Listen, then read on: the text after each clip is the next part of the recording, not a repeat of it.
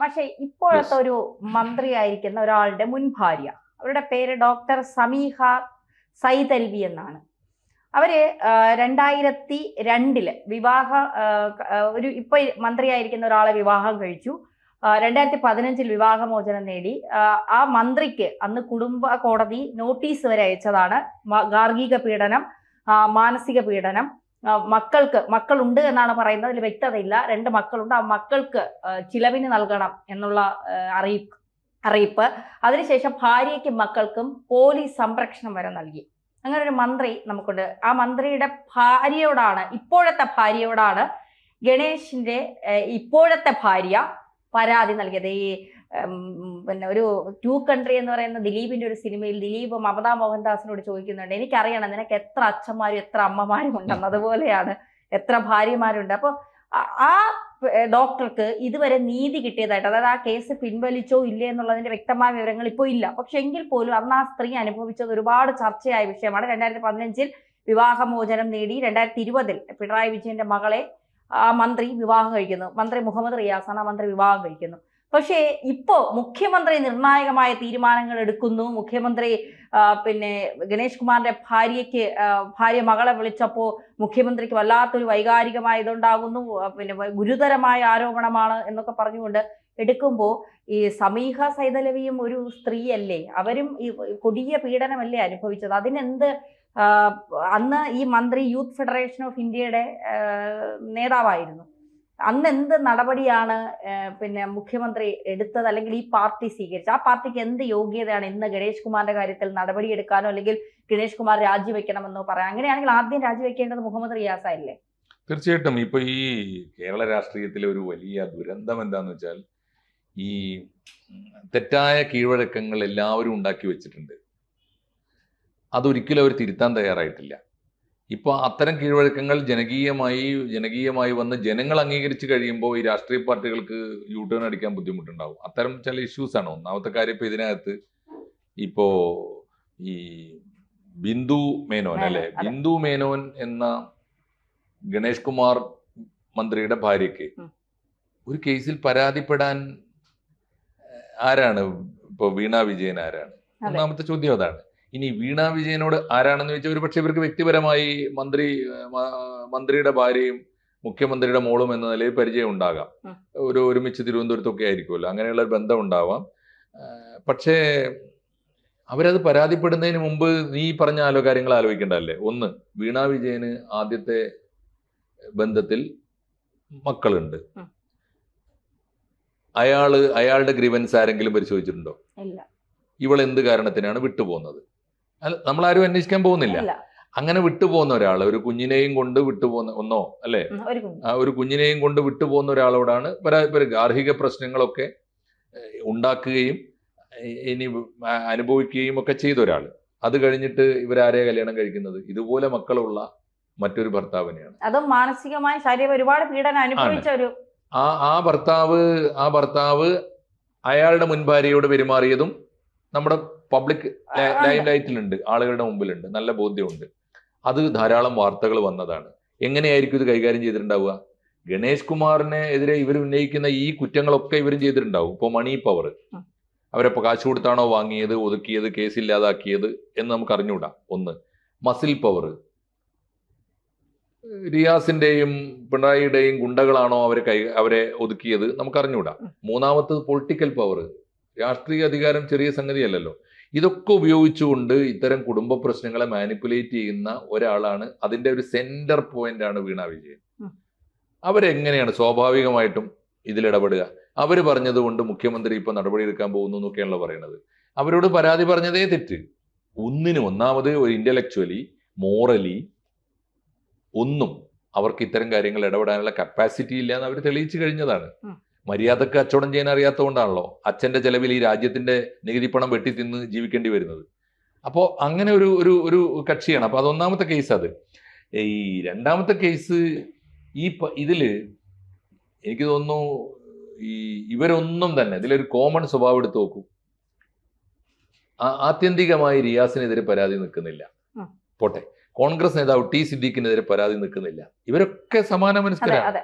ഇപ്പൊ എൽദോസ് കുന്നപ്പള്ളിക്ക് സീറ്റ് കിട്ടാൻ വേണ്ടി ഡൽഹി ചെന്ന് AICC ആസ്ഥാനത്ത് കറങ്ങിക്കൊണ്ടിരിക്കുകയാണ്. അതാണ് ഇപ്പൊ ലേറ്റസ്റ്റ് വരുന്ന വാർത്ത. ഇവർക്ക് ആർക്കെങ്കിലും ഒരു സ്ത്രീ പരാതി അതെന്നെ അവന്റെ കേസും ഇതാണ്. ഇത്തരം കേസുകളുണ്ട്. വിൻസെന്റിനെതിരെ കേസ് വന്നിട്ടില്ലേ? കോൺഗ്രസിലും BJPയിലും വന്ന പരാതികൾ. പിന്നെ BJP ഇത് നമ്മൾ ചർച്ചയ്ക്ക് വരാതിരിക്കാൻ ഇപ്പൊ വരാത്തത് എന്തുകൊണ്ടാണെന്ന് വെച്ചാൽ അവർ അധികാരത്തിൽ വല്ലാതിരിക്കാത്തതുകൊണ്ടാണ്. BJP MLA-മാർക്കെതിരെ പരാതി എന്ന് പറയാൻ നമുക്ക് BJP MLA-മാരില്ല. ഉണ്ടായിരുന്ന ഒരു പാവം രാജഗോപാലേട്ടനാണ്, വേറെ ആരും ഉണ്ടായിട്ടില്ലല്ലോ. അപ്പൊ അതുകൊണ്ടാണ് ഇപ്പോ BJPക്കെതിരെ പരാതി എന്ന് പറയാൻ ആകെ തെരഞ്ഞെടുക്കപ്പെട്ട ഒരു MP ഉള്ളത് പിന്നെ സുരേഷ് ഗോപിയാണ്. അദ്ദേഹത്തിനെതിരെ ഇമാതിരി പരാതി എന്തായാലും വന്നിട്ടില്ല, മറ്റെന്ത് ആരോപണങ്ങൾ വന്നാലും. അപ്പൊ BJP വിട്ടേക്ക്. ഞാൻ പറഞ്ഞ എല്ലാ രാഷ്ട്രീയ പാർട്ടികളും ഇതൊക്കെ തന്നെ. ഇപ്പൊ അപ്പുറത്തെടുത്ത് നോക്കൂ, പിണറായി വിജയൻ നടപടി എങ്ങനെ എടുക്കും, എങ്ങനെ എടുക്കാതിരിക്കും? എടുക്കൂ, ആലോചിച്ച് നോക്കൂ. ഇപ്പോ പിണറായി വിജയൻ നടപടി എടുക്കാൻ പോകുമ്പോൾ 2 വട്ടം ആലോചിക്കേണ്ടി വരും. ഇപ്പൊ ഏറ്റവും ഒടുവിലത്തെ എന്തെങ്കിലും മുകേഷിനെതിരെ നടപടി എടുത്തിട്ടുണ്ടോ? ഗണേഷ് കുമാറിനെതിരെ ആദ്യമാണോ പരാതി വരുന്നത്? അല്ലല്ലോ, ഇതിനു മുമ്പ് വന്നിട്ടില്ലേ? ആർക്കൊക്കെ എതിരെ ഇത്തരം കേസുകൾ വന്നു? കടകംപള്ളി സുരേന്ദ്രനെതിരെ വന്നു, ശ്രീരാമകൃഷ്ണനെതിരെ വന്നു. അത് തെളിവുകളടക്കം ഇഷ്ടം പോലെ തെളിവുകൾ, എഴുതിയ പുസ്തകം പോലും തെളിവുകളാണ്. അതുപോലുള്ള ധാരാളം കേസുകൾ. PK ശശി. ഇനിയിപ്പോ ഇതിന്റെ വേറൊരു സങ്കടം ആലോചിച്ചു. ഇതൊക്കെ അവിടെ ഇരിക്കുമ്പോ പിണറായി വിജയൻ ഈ കേസിൽ നടപടി എടുക്കാൻ പറ്റുമോ? ഇല്ല. അതാണ് പ്രശ്നം. അങ്ങനെ നടപടി എടുക്കുകയാണെങ്കിൽ ആർക്കൊക്കെ എതിരെ നടപടി എടുക്കണം? മോൾക്കെതിരെയും മരുമോനെതിരെ ആദ്യം എടുക്കേണ്ടി വരില്ലേ? കേസില്ലാത്ത പരാതികൾ പുറത്തു വന്നതും വാർത്തയായതുമാണ് നിമിത്തമെങ്കിൽ കേസെടുക്കാൻ യാതൊരു വകുപ്പും ഇല്ലാത്ത വാർത്തകളാണ് ഇപ്പൊ ഗണേഷ് കുമാറിനെതിരെയും പുറത്തു വന്നത്. അങ്ങനെ നടപടി എടുക്കാൻ പറ്റുമോ? ഇനി ഇന്ന് നടപടി എടുത്താൽ നാളെ എന്ത് സ്വീകരിക്കും? അതൊന്ന് ആലോചിച്ച് നോക്കൂ. PK ശശിക്കെതിരെ ഇപ്പൊ നടപടി എടുത്താൽ കൊള്ളാമെന്നുണ്ട്. കാരണം PK ശശി LDF വിട്ടുപോകാനും പാർട്ടി വിട്ടുപോകാനും രാജിവെച്ച് പോയല്ലോ. PK ശശിക്കെതിരെ ഇപ്പൊ ഒരു കേസിൽ നടപടി എടുത്താൽ ഇപ്പൊ എടുത്താൽ മതിയോ? DYFI നേതാവായ വനിതാ നേതാവിന്റെ പരാതിയില്ലേ? എന്തെല്ലാം കേസുകൾ ഇത്തരം വന്നിട്ടുണ്ടാവും. തീവ്രത കുറഞ്ഞ ആരാ പറഞ്ഞിരുന്നത്? ശ്രീമതി ടീച്ചറാണോ ശൈലജ ടീച്ചറാണോ? ആണല്ലേ? ശ്രീമതി ടീച്ചർക്ക് അത് തീവ്രത അളക്കാനുള്ള യന്ത്രമൊക്കെ അവരുടെ കയ്യിലുണ്ടാവും. അത് നോക്കണ്ട, അത് അവരുടെ ഒരു വഴി തന്നെ അതാണല്ലോ. പോട്ടെ, ഞാൻ പറഞ്ഞത് ഇപ്പോ ക്ഷമാപണം നടത്തിയെന്ന് പരസ്യമായി ഭാര്യയോട് ആര്? ഗണേഷ് കുമാർ. ഞാൻ ഇതൊക്കെ എങ്ങനെയാണ് നമ്മുടെ വിഷയമാകുന്നത്? ഇതൊക്കെ എങ്ങനെ ഒത്തുതീർപ്പിലേക്ക് തല്ലിയതാര്, ക്ഷമാപണം നടത്തിയതാര്, ഇതൊക്കെ വാർത്തയാകുന്നതാണ്. സത്യത്തിൽ നമ്മുടെ പൈങ്കിളിത്തരം കാണിക്കുന്നത് ഈ മീഡിയയാണ്. ഇപ്പൊ ഏഷ്യാനെറ്റിനെ വിളിച്ച് ഞാൻ പറഞ്ഞു, സ്വാഭാവികമായിട്ടും ഇരകളായി ഒതുക്കപ്പെട്ട അല്ലെങ്കിൽ അടിച്ചമർത്തപ്പെട്ട കേസുകൾ പുറത്തു കൊണ്ടുവന്നാൽ ആരെങ്കിലും ഇപ്പോ കന്യാസ്ത്രീ മഠത്തിലെ ഒരു സ്ത്രീ, അത്തരം വാർത്തയ്ക്ക് പ്രാധാന്യമുണ്ട്. അത് പുറത്ത് കേൾക്കാൻ ഇടയില്ലാത്ത വാർത്ത, അങ്ങനെ ഒരാൾ വെളിപ്പെടുത്തുന്നതിന് പ്രാധാന്യമുണ്ട്. ഈ കേസിൽ എന്താ പ്രാധാന്യമുള്ളത്? ഏഷ്യാനെറ്റിന്റെ ഇവനെയാണല്ലോ, അഭിലാഷിനെ അല്ലെ, അവനോടാ വിളിച്ചത്, കമലേഷിനോട്. അപ്പോ കമലേഷിനെ വിളിച്ചു പറയുമ്പോ കമലേഷ് ആദ്യം ചോദിക്കുന്നത്, ചേച്ചി കേസുണ്ടോ, കേസ് കൊടുത്തിട്ടുണ്ടോ? കേസ് കൊടുക്കാത്ത ഒന്ന് വാർത്തയാക്കുന്നത് എന്തിനാണ്? അതിന്റെ പിന്നിൽ രാഷ്ട്രീയ താല്പര്യമല്ലാതെ മറ്റെന്തെങ്കിലും ഉണ്ടോ? നിങ്ങൾ എന്താണ് കേസ് കൊടുക്കാത്തത്? അതല്ലേ പറയേണ്ടത്. അപ്പോൾ അത് പറയാതെ കേസ് കൊടുക്കാത്ത കാലത്തോളം ഇവര് വിളിച്ചു പറഞ്ഞത് മുഴുവൻ വാർത്തയാക്കാൻ നിന്നാൽ അതിനല്ലേ നമുക്ക് നേരം കാണുള്ളൂ. അപ്പൊ ഇത്തരം കുറെ ഇഷ്യൂസ് ഉണ്ട്. എന്തായാലും ഇതിനകത്ത് മുഴുവനും അധാർമികമാണ്. ഞാൻ പറയുന്നത് ഈ കേസ് മുഴുവനും അധാർമികമാണ്. ഒന്ന്, അവരിപ്പോ ചെയ്യുന്നത് ധാർമ്മികമല്ല.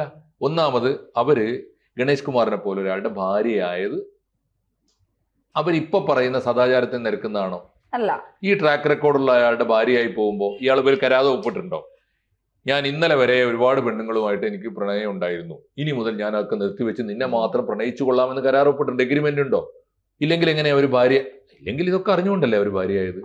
അവർക്ക് വേറെ ഒരുപാട് താല്പര്യങ്ങൾ കാണുമല്ലോ, പണം, പദവി, അധികാരം, അതിന്റെയൊക്കെ സുഖം അനുഭവിക്കാനായിരിക്കുമല്ലോ പോയത്. അതനുഭവിച്ചു കഴിഞ്ഞിട്ട് ഇപ്പൊ അവർ പറയുന്നത് അവന് ഒരു പരസ്ത്രീ ബന്ധമുണ്ട്, അതിന്റെ പേരിൽ ഞങ്ങൾ കലഹിക്കുമായിരുന്നു. കലഹിക്കാൻ എന്തിനാണ് ഇവർ ഭാര്യയായിട്ട് വന്നത്?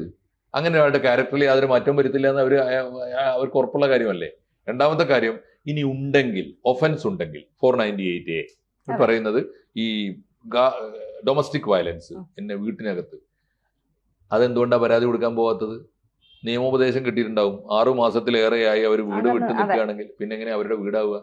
അപ്പോഴെങ്ങനെ ഗാർഹിക പീഡനാവുക? ഗൃഹമല്ലെങ്കിൽ ഗാർഹിക പീഡനം ഇല്ലല്ലോ. ഭാര്യയെ വിളിച്ച് ഫോൺ വിളിച്ച് മാപ്പ് പറഞ്ഞു, അതുകൊണ്ട് ഒത്തുതീർപ്പിലേക്ക് പോവുകയാണ്. എനിക്ക് ഇനിയൊന്നുമില്ല, വഴിത്തിരിവ്, വിവാദത്തിൽ വഴിത്തിരിവ്. സത്യത്തിൽ ഭാഷ ഇങ്ങനത്തെ ഒരു വാർത്ത വരുമ്പോൾ നമുക്കിതൊക്കെ എടുക്കാൻ ഭയങ്കര ആവേശമാണ്. കാരണം ആളുകൾക്ക് ഇതൊക്കെ കാണാൻ ഭയങ്കര താല്പര്യമുണ്ട്. പക്ഷെ ഭാഷ ഇന്നലെ പറഞ്ഞ കാര്യങ്ങൾ ഞാൻ ഇന്നലത്തെ വാർത്ത ഒരു 2-3 തവണ ഞാനിങ്ങനെ റിപ്പീറ്റ് അടിച്ചടിച്ച് കണ്ട്.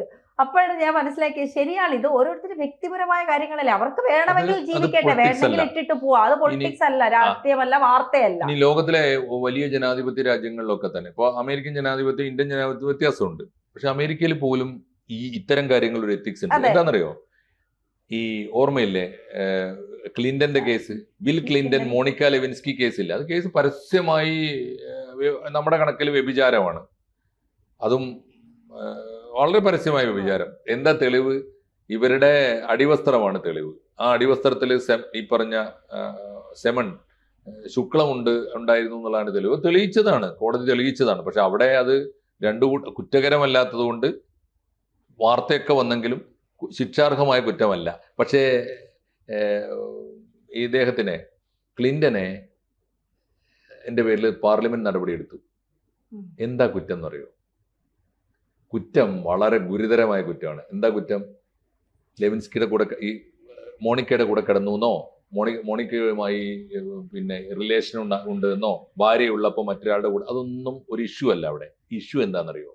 ഒരിക്കൽ മാത്രം അയാൾ പാർലമെന്റിൽ ഇത് നിഷേധിച്ചു കളഞ്ഞു. എന്താ കേസ് എന്നറിയോ? പാർലമെന്റിനോട് കള്ളം പറഞ്ഞു. അതാണ് വിശുദ്ധമായ കാര്യം. പാർലമെന്റിൽ നുണ പറയാൻ പാടില്ല. പാർലമെന്റിനോട് സത്യം പറഞ്ഞാൽ ഏതൊരാളുടെ സ്വകാര്യ ജീവിതത്തിലും അമേരിക്കൻ രാഷ്ട്രീയം ഇടപെടാൻ പോകാറില്ല. സത്യം പറയണം. പിന്നെ ഒഫൻസ് ഉണ്ടെങ്കിൽ, ആരെങ്കിലും കേസ് കൊടുത്ത് കുറ്റകൃത്യം ഉണ്ടെങ്കിൽ, അതിപ്പോൾ ഈ പറഞ്ഞ നമ്മളെ ഇതൊക്കെ വന്നില്ലേ, ഏറ്റവും ഒടുവിലത്തെ കേസ് ബാലപീഡനം ഉൾപ്പെടെയുള്ള കേസ്, അതൊക്കെ വരുമ്പോൾ വരും. എപ്സ്റ്റീൻ ഫയൽസ് വന്നതുപോലുള്ള കേസുകളൊക്കെ വരും. ഞാൻ പറഞ്ഞതേ ഉള്ളൂ, ഇത് ന്യായമല്ലാത്ത രീതിയിലുള്ള കാര്യങ്ങളാണ് നമ്മളിപ്പോൾ ചർച്ച ചെയ്തുകൊണ്ടിരിക്കുന്നത്. ഒന്ന്, ഒരു കാരണവശാലും ഒരു സമൂഹത്തിന്റെ, ഞാൻ ചോദിക്കട്ടെ, ഇപ്പൊ ഗണേഷ് കുമാറിന്റെ പേരിൽ, ഗണേഷ് കുമാർ വ്യക്തി ജീവിതത്തിൽ ഭാര്യയെ വഞ്ചിച്ചു, ഒന്നും ഈ പറഞ്ഞ വാക്കൊക്കെ നമ്മുടെ മോഹമാണേ. അയാൾ ഭാര്യയെ മാത്രം പ്രണയിച്ചുകൊണ്ട് ജീവിക്കണം, അതിന് എനിക്ക് പറ്റില്ല എന്ന് അയാൾ പരസ്യമായിട്ട് പറയുന്നുണ്ട്. അങ്ങനെ പറ്റാത്ത ഒരാളെ ജയിപ്പിക്കണോ വേണ്ടേ എന്ന് ആ മണ്ഡലത്തിലെ വോട്ടർമാർക്ക് തീരുമാനിക്കാം. അതിലപ്പുറത്ത് അയാൾ 5000 പേരെ അല്ല 10000 പേരെ പ്രണയിച്ചാൽ പത്തനാപുരം മണ്ഡലത്തിലെ പൗരാവകാശങ്ങൾക്ക് എന്ത് ബാധിക്കും? ഇതല്ലേ ചോദ്യം. അവിടെ ട്രാൻസ്പോർട്ട് ബസ്സുകൾ സമയത്തിന് ഓടുന്നുണ്ടോ? ട്രാൻസ്പോർട്ട് ഡിപ്പാർട്ട്മെന്റിനകത്ത് അഴിമതി അയാൾ ഇല്ലാതാക്കിയിട്ടുണ്ടോ? പത്തനാപുരം മണ്ഡലത്തിൽ റോഡും വെള്ളവും ആരോഗ്യവും ഒക്കെ അയാൾ ശ്രദ്ധിക്കുന്നുണ്ടോ? അയാൾ കൃത്യമായി നിയമസഭയിൽ പോയി പറയേണ്ടത് പറയുന്നുണ്ടോ? അയാളെ വകുപ്പ് ഭരിക്കുന്നുണ്ടോ? ഇത്തരം കാര്യങ്ങളല്ലേ പൊളിറ്റിക്സ്. ആ പൊളിറ്റിക്സ് പറയേണ്ട നേരമാണ് നമ്മൾ ഈ കളയുന്നത്. ഗണേഷ് കുമാറിനെ ചോദ്യം ചെയ്യാൻ വകുപ്പുകൾ ധാരാളം ഉണ്ടാവുമായിരിക്കും. അത് പഠിക്കാൻ ആളില്ല, അത് നോക്കാൻ ആളില്ല. അത് മുഴുവനും ഇത്തരം കേസുകളിൽ കൊണ്ടുപോയി കളയുകയാണ്. അതാണ് സംഭവിക്കുന്നത്. നമ്മുടെ പൊതുജീവിതം വല്ലാതെ അരാഷ്ട്രീയമാകുന്നു എന്നാണ് എൻ്റെ അർത്ഥം. നമ്മൾ രാഷ്ട്രീയക്കാരെ കുറ്റപ്പെടുത്തുന്നത് രാഷ്ട്രീയ പ്രശ്നങ്ങളാലല്ല. നമ്മുടെ ചെറുപ്പക്കാർ രാഷ്ട്രീയം വിട്ടു പോകുമ്പോൾ നമ്മൾ പറയും അവൻ അരാഷ്ട്രീയവാദി. ആരാ യഥാർത്ഥത്തിൽ അരാഷ്ട്രീയവാദി? രാഷ്ട്രീയക്കാരോട് രാഷ്ട്രീയം ചോദിക്കാതെ, രാഷ്ട്രീയമായി ചോദ്യം ചെയ്യാതെ, രാഷ്ട്രീയമായി വിചാരണ ചെയ്യാതെ, അയാളുടെ വ്യക്തിപരമായ കിടപ്പറയില്, അടുക്കളയില്, കുളിമുറിയില് ഒളിഞ്ഞു നോക്കാൻ പോകുന്നതാണ് രാഷ്ട്രീയ പ്രവർത്തനം. അത് കേരള ജനത ചെയ്യുന്ന, മാധ്യമങ്ങളുടെയൊക്കെ പിന്തുണയോടുകൂടി നമ്മൾ ചെയ്യുന്ന ഏറ്റവും വലിയ ക്രൈമാണ്. അതെ, എന്തായാലും ഇപ്പൊ പരാതി നൽകില്ല എന്നൊക്കെ പറയുന്നുണ്ട്. അപ്പൊ ഗണേഷ് കുമാർ ജസ്റ്റ് സേഫ് ആയിട്ടുണ്ട്. ഇനി എന്താകും വരുന്നതെന്ന് കാത്തിരുന്ന് കാണാം. ഓക്കെ, തീർച്ചയായിട്ടും നമുക്ക് കാണാം. ഇപ്പൊ ആരാ പറഞ്ഞത് പരാതി ഇല്ലെന്ന്? ഭാര്യ തന്നെ പറയുന്നുണ്ട് പരാതിയില്ല. അവരെ 2-4 പാട് നിന്ന് അടി കൊടുക്കണം, അതാണ് വേണ്ടത്.